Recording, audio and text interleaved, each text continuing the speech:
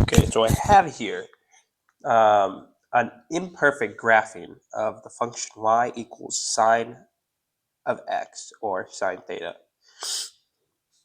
And it looks like this. So at 0, it's 0, and then at pi over 2, it's 1, and then at pi, it's 0, and then at 3 pi over 2, it's negative 1, and then at 2 pi, it's, oh man, what is it? It's 0. I can't believe it. And the same thing except in the negative. Negative pi over 2, pi, 3 pi over negative 3 pi, and 2 pi, negative 2 pi. So, cool. But now we're going to see what graphing the function y equals 2 sine of negative x looks like. Now, but we're going to take it piece by piece. We're going to dissect this. So we know what y equals sine of x looks like that. But what about y is equal to 2 sine of x? Well, 2 times sine of x. Y is equal to 2 times sine of x. Well, we already have sine of x right here. So it'll just be 2 times this. So at this point, let's say pi over 2, it'll be 2 times pi over 2, sine pi over 2, which is 1. So 2 times 2, well, then we'll make it 2. So then this point would be up here. And this, what about this point? Since this point is 0, it'll be 2 times 0, which is 0. And what about this point? At this point, it would be 2 times this point, which is negative 1, which would be negative 2. So that point would be right here. And the same thing would go on and on and on. What you would have is that the same thing would happen here too. But what you would have is that it would be extremized. It would get the maximum and minimum points, these bulgy points right here, would become bigger by an amount of 2. Their size would be 2 times longer. They'd be 2 times longer. So that's what happens whenever we multiply sine of x by 2.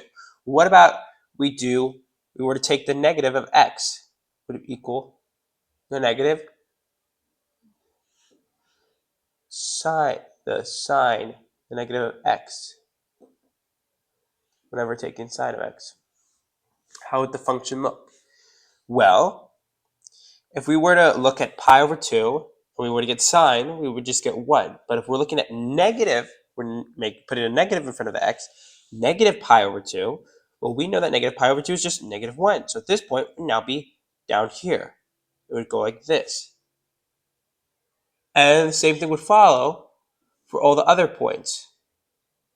You get something like that, because everything's now been negative.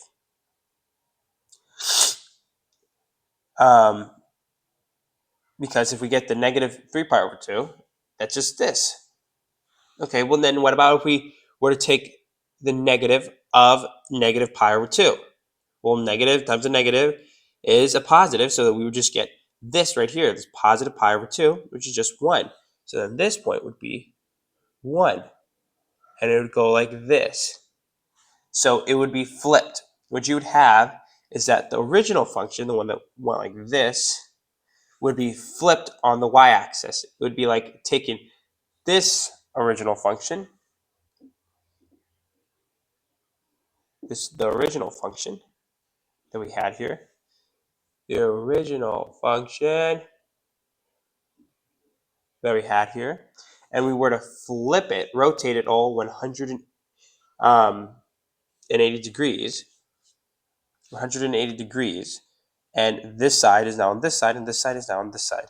So knowing this, what about 2 times negative, 2 times sine of negative x? Well, we know that if we flipped it, we would have negative sine of x. Sine of negative x. We would get the reflection of on the y-axis. So it would be like this. Let me write it down. Let me remove this one. We would get. I know it's imperfect. I know it's messy. We would get the reflection on the y-axis. We would get something like this.